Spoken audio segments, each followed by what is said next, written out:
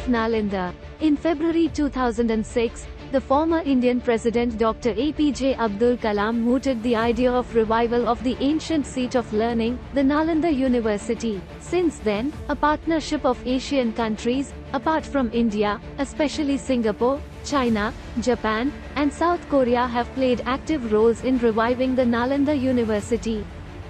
Revival of Nalanda University under the aegis of Ministry of External Affairs was driven by the broader vision of establishing greater integration with the East Asian community. The vision, which forms a key component of India's Look East policy, has been articulated by the ministry.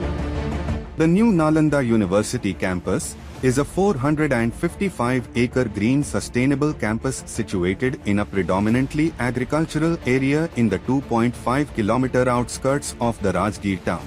The land was gifted to the university by the Bihar government under leadership of Shri Nitish Kumar Ji, Honorable Chief Minister, Bihar.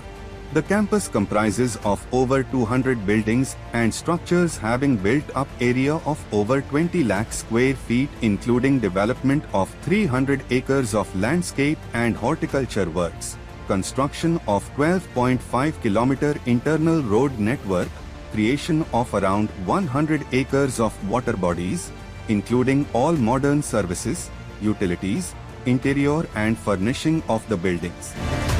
The Nalanda University campus is probably the world's largest net zero sustainable green campus. The key sustainability features for developing this net zero campus include net zero energy, net zero water, net zero waste and net zero emission. This hybrid concept, featuring renewable energy sources with the indigenous approach in its integration with various innovative technologies, shall undoubtedly exemplify rational approaches to construction of other upcoming projects, campuses and community construction models in future. The campus combines state-of-the-art technologies with planning principles of the ancient Nalanda University to create a carbon-neutral and zero-waste campus. Some of the most important and indigenous aspects and palette of concepts for passive methods operating at different scales are 6.5 MW solar PV captive power plant, 1.2 MW biogas plant, desiccant evaporative technology for cooling, heating of the buildings, solar integrated thermal storage technology for HVAC system, use of compressed stabilized earth blocks instead of common burnt clay bricks, thick cavity walls to increase thermal resistance, climate-appropriate landscape design to reduce potable water demand, decentralized water treatment systems, cooling as well as cleaning of the air through use of selected native plants, building management system, etc. The main entry gate symbolizes the university as the temple of knowledge acquisition and a seat of higher learning. The first gate along the main road is the first threshold, marking the entry to the campus.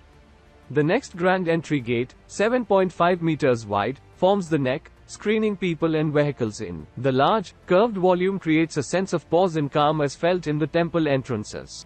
The academic spine is spanning in the north-south direction of the campus. It houses around 40 various capacity classrooms with a total capacity of 1890 students, varying from 25 to 300-seater classrooms, an examination center, international relations office, placement cell, meeting or discussion rooms of various sizes and other common facilities like faculty offices, laboratories, 100-seater mini auditorium, etc. In the southern side of the spine, the Grand Sushma Swaraj Auditorium is situated, followed by two guest houses, namely, Campus Inn and International Center. The academic spine is grand, welcomed by a huge semicircular catenary. The Grand Amphitheatre, with a capacity of around 2,000 spectators, is situated amidst the center of the Kamal Sagar, the central water body. The amphitheatre has a green room and a dais at its center. The structure is surrounded by the huge water body, which gives the audience sitting in the amphitheatre an extravagant picturesque view featuring the lake in the backdrop. The amphitheatre is surrounded by another circular 11 amenity modules, as seen in the aerial view, for informal discussions, small gatherings, chilling out space, etc.